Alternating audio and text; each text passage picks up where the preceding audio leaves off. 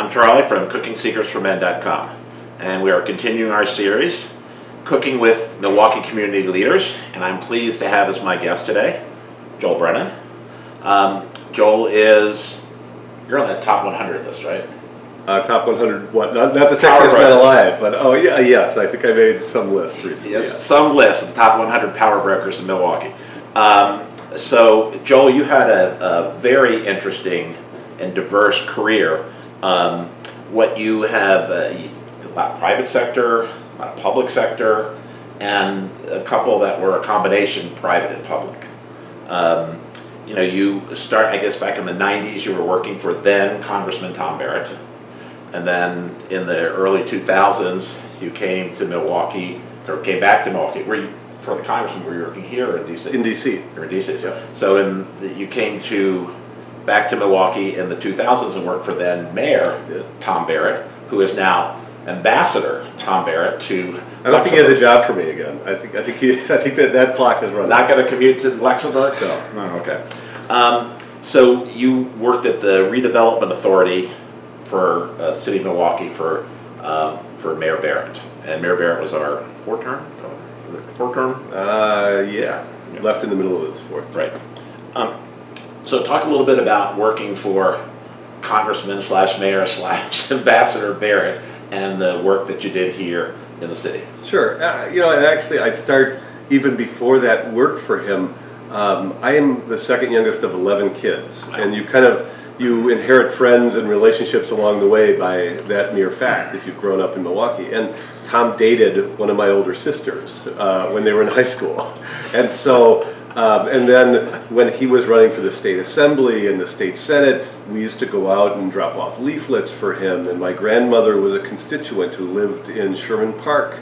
So Tom would stop and visit her. So he's really somebody who I've known my whole life. When I got to meet Henry Aaron in about 1976 or 1977, I was at a Brewers baseball game. I was 6 or 7 years old, and Tom took me to the game. So it was just like he worked at the county stadium at the time, and he knew where the players parked, and so he brought me out there after the game to meet and get an autograph from Henry Aaron. So that relationship with him goes back really since the time I was born. And so I studied political science at Marquette.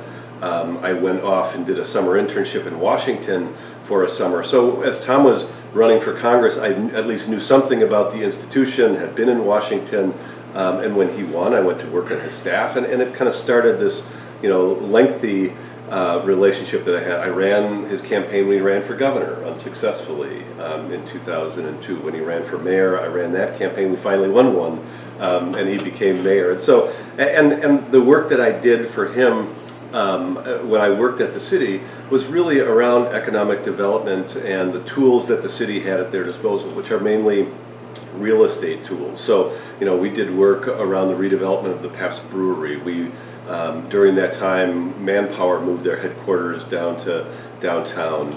We did the redevelopment of the Amtrak station. So it was, a number of these things. We continued a lot of the great work that had happened under John Norquist with riverfront development and the stuff in the Menominee Valley. So it was an opportunity for me to kind of get a frontline view of what's going on in economic development in Milwaukee. And it was an exciting time, though. It was also, we led up to the really challenging time. I left in 2007, and the bottom dropped out in the economy and a lot of that development over the course of the next several years. Okay. So you spent a few years at Miller Brewing, and this was the combination public-private. You were working for a private company, working in the public affairs and government affairs area. And then you were the VP of the Milwaukee Convention and Visitors Bureau. Yep.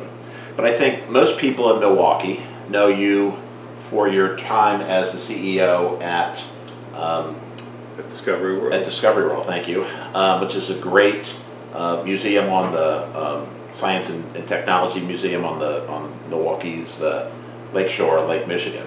So talk a little bit about Discovery World and how things went. Sure. Well, as I was working for Mayor Tom Barrett, there was this project that was being built on the lakefront. Going back a little bit, when I had worked for Tom as a member of Congress, there was this upstart group that was building the schooner on the lakefront, and they, I think we got them a little federal grant at some point, and I knew a few people who were associated with that, and I came to kind of understand that as I was working for the mayor, they were building this building on the lakefront. It was this combination of the old Discovery World that had been attached to the public museum, this schooner project, and some freshwater people. They were all coming together to do this museum, and Mike Cudahy was the driving force behind that. And over the course of 4 or 5 lunches, maybe I wore down Mike Cudahy, or he liked the fact that I was Irish or something. And to be honest, I think they offered the job to somebody else, and that person didn't take the job, and so they went to their second choice, which was me, and I ended up being there for more than a decade. And so right at the start of my tenure is when the bottom dropped out of the economy, and we had Discovery World had just opened. There were things that were unfinished, and we were trying our best to be able to satisfy some of the expectations that had been made in the community, and that became a lot harder because there were really no resources to have around. It was different.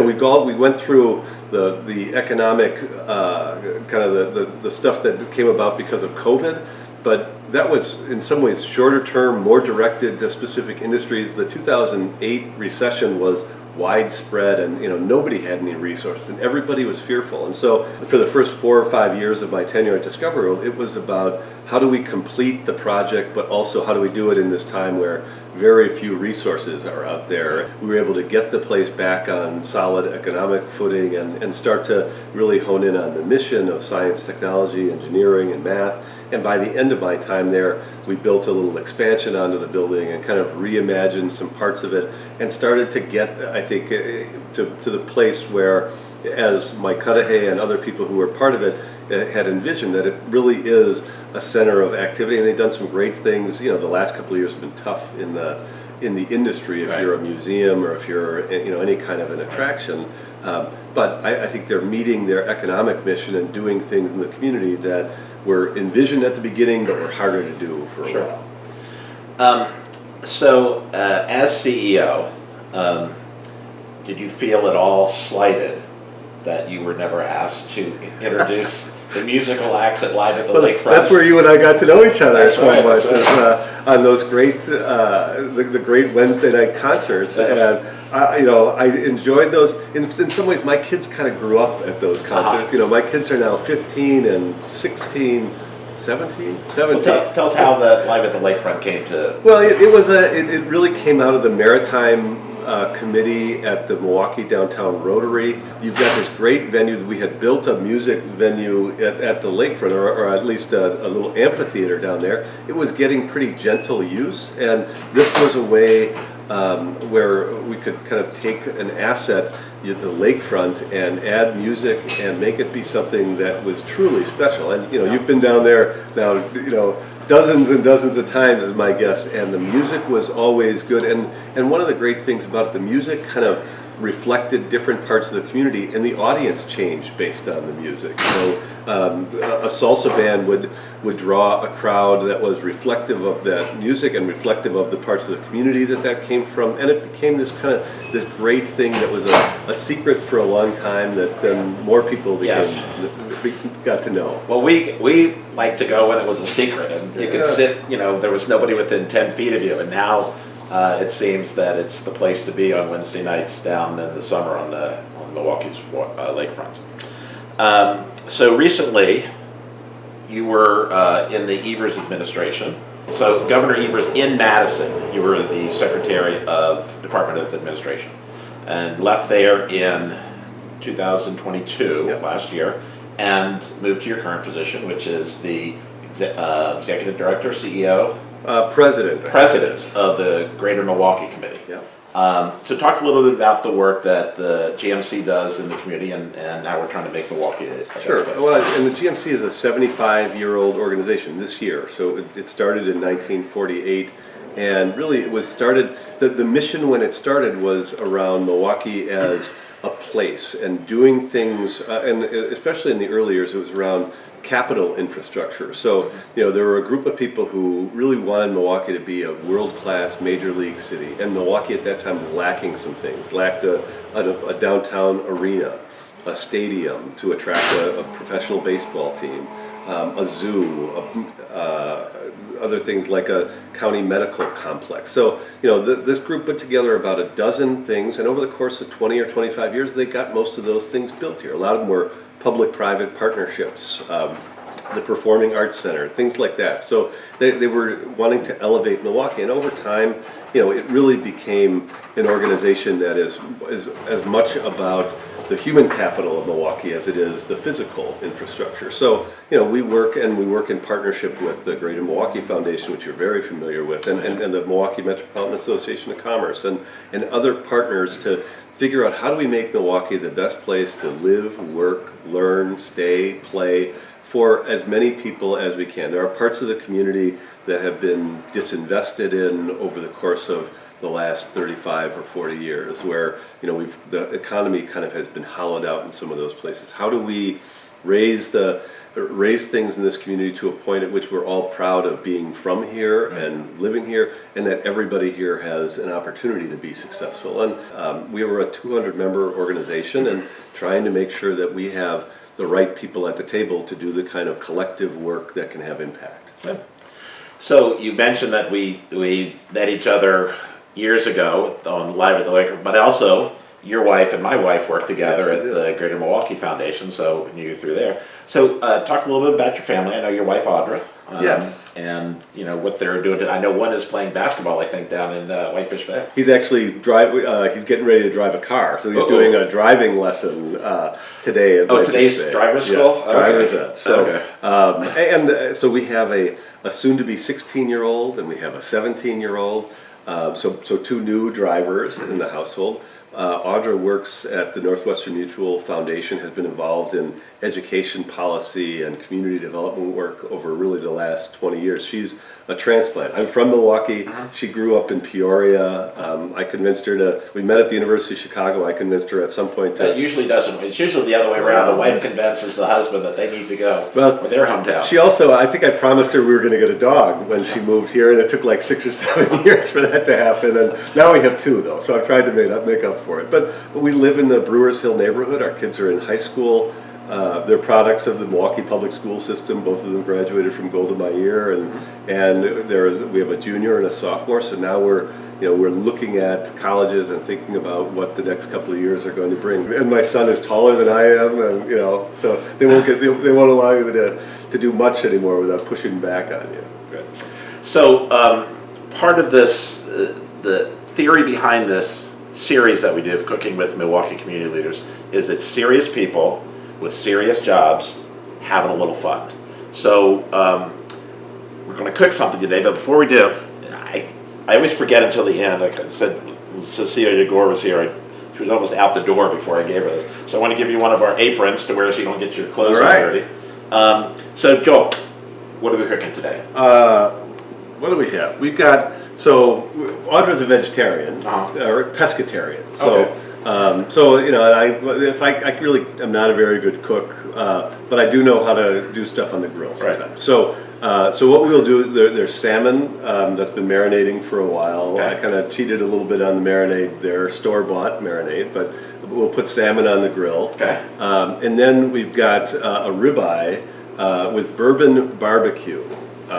And so we'll put that on, and I'll show you the bourbon that I got is locally made at Central Standard. Yeah, you showed me that. That'll be interesting to show that. Yeah. So one of the things that I love about this series that we do, other than talking with people who are influential in our community, trying to make a difference, is that they come in and make great meals, and then I get to eat it, and they get an apron. So. So what we're going to do now is we're going to pivot over to the work area. We're going to get the stuff ready. The grill is on. It's been cleaned. So and there's a little snow out there too. Yeah, this is the kind of day you should be grilling in Milwaukee. We'll talk about this when we get outside, but yeah, in Wisconsin, temperature is relative. So a little snow, a little cold air, a little wind, that's not a big deal. So give us a minute. We'll be right back. So Joel, take it away. All right, so these are cleaned and cut portobello mushrooms. We like mushrooms in our house, so we just put a little bit of olive oil on here. salt and pepper. And then we just throw this on the grill and it just kind of stews in its own juices over time. Piece of foil on top. You know, it was only very recently that I understood, you know, that there's one side of foil, the tin foil, that's shiny and the other side that's kind of dull. Uh-huh. Do you know which side you're supposed to use? The dull side. It doesn't matter. They told me it doesn't matter. Oh, really? This is what, I mean, I've always wondered, you know, what should you or could you do? They just said, do whatever. See, Joel, you learned me something. All right. So that's ready to go. All right. I can actually just, you know, throw that on the grill, but we'll put it all on at the same time. I'll give you a shot of outside if we can see. There's nice snow, ice, there's our grill. Yeah, so we're going outside. All right. And next we're going to do the ribeyes here. All right. And oh my goodness. Look at that. So, let's see. I'll just use this Yeah. pan to kind of clean them. Okay. And then, because they're going to go directly onto the grill. All right. So we're going to just pat these dry. Okay. Put that on a plate. Grab the other one. So what did you marinate these in, Joel? This was teriyaki? That was for the salmon. No, this is a bourbon barbecue. And speaking of bourbon. Speaking of bourbon, as soon as I pat this down, I'm going to show you this special bourbon. The bourbon that I'm using, and I will tell you, it was only like a fourth cup of bourbon, but you know, it wasn't the whole bottle.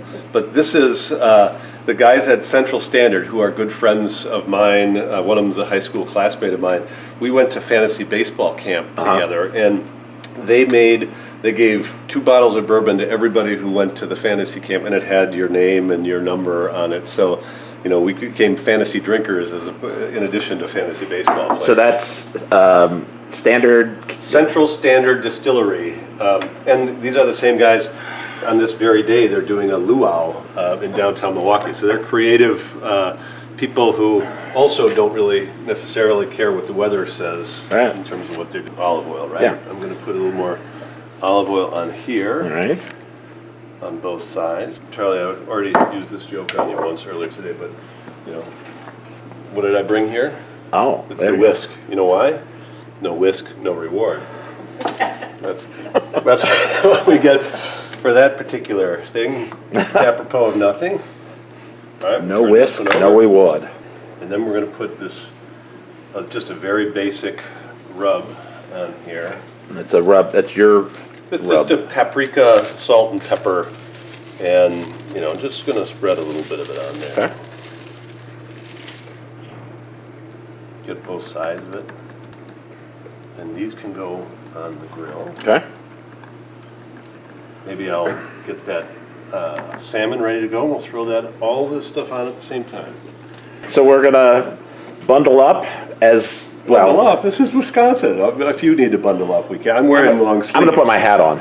So we'll be out of the grill in just a sec. Turn it once during the time that it's there. With the mushrooms, I usually start them up at the top here. We call those the bleachers. Right. You know, put them up on the bleachers. The one thing I need to do is put a little something down on the grill here. Here's a look out. I have no idea what this is. And that's the Milwaukee River. No boats out today. It's an old train bridge. And down there that empties down into Lake Michigan. There we go. Just going to put a little bit of something down on here. Sure. Wait till you taste it to see if I'm I'm sure. I mean, it's a ribeye, so. So what can you screw up? Right, pretty much. So we've got the ribeyes on. Look at that. Whoa. And if it gets a little too high, we just put a little snow on it and knock the flame down. Turn these down a little bit here. Okay. So they're both on.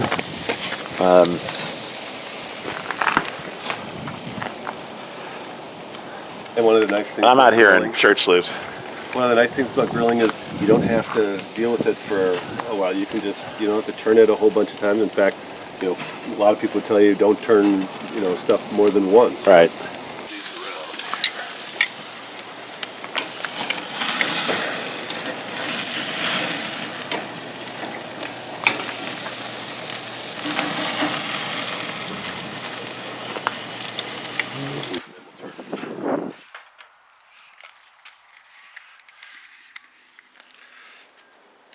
outside, have a little fun.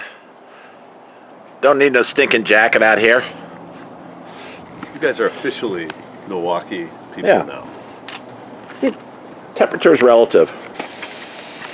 As I just flip the salmon, flip the steaks, move the mushrooms from the bleachers down to the front row seats. Actually, in the back towards the concessions. It looks like we'll give them another minute or so. Yeah, we're getting ready. So we'll be back inside in just a minute. Where's Joel? There he is. And then we'll just have to take a test. All right, so everything's off the grill. Check out these mushrooms. They ended up perfect. And the steaks, we're going to slice those. A little salmon, a little surf and turf with some mushrooms. And I guess we'll have to test them and see how they taste, Joel. That's the best part. No. All right. Be back in a minute. All right. Well, we finished our outside grilling. A beautiful Wisconsin morning. It's about, I don't know, 27 degrees maybe? 27 degrees, so no need for a jacket. I did a hat because, I want that to get frostbite. So, Joel, tell us a little bit of what we got here. Well, we got your salmon on one side, a little bit of a surf and turf, and then we did the bourbon barbecue ribeye, and then just some mushrooms that we threw on the grill, and pretty simple, pretty easy, and hopefully it's going to taste okay. Well, that means we should taste it. Bon appetit. So, while we're tasting it, looks fantastic. Little surf and turf, never hurt anybody. You were telling me about your $1 million idea. Yeah. We all love s'mores. Uh-huh. If you're going to do grilling, you got to do s'mores.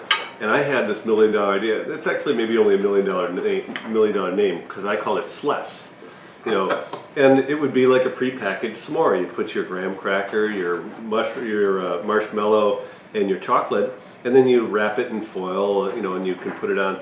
But I experimented with this, and the marshmallow really disappeared, and the graham cracker got all burnt, and so maybe it still takes a little bit of work. But and my son was kind of laughing at me. It was less of a good idea than I thought, or something like that. So it's just in beta. It's in beta production. Yes, we're still working on that part. So maybe next time we'll have that perfected. Well, I have to have a little mushroom with my ribeye here.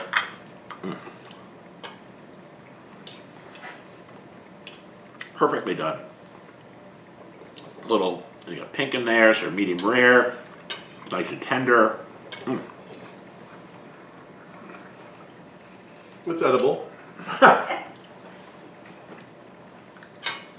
doesn't sound like a big endorsement, Joel. This is the part where I get comments that don't talk with your mouth full. You mean comments from me?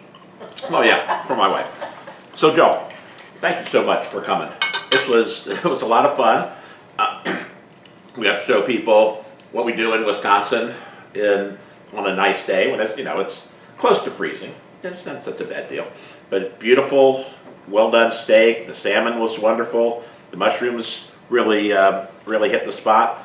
I'm sorry about the SLES. It's less of a good idea than I ever thought it was going to be. It may be something down the line. Right. So, again, this is part of our series, Cooking with Milwaukee Community Leaders.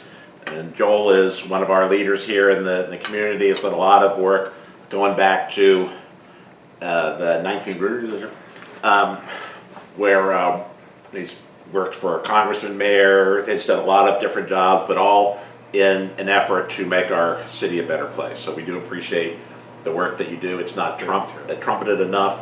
All the people we've had on are people who, for a little bit, except for maybe the mayor, toil in shadows, and they're not celebrated as much as they should. So we do appreciate all the work. As I say, this is serious people with serious jobs having a little fun, and I get to eat well. So that's my favorite part. So again, Joel, thanks so much. Appreciate it as always. Thank you, Charlie. And thank you out there. Thanks for watching. Please subscribe. And thank my wife who's sitting out here. She's an audience of one. We do appreciate everyone's support. Like and subscribe. And as always, thanks for watching.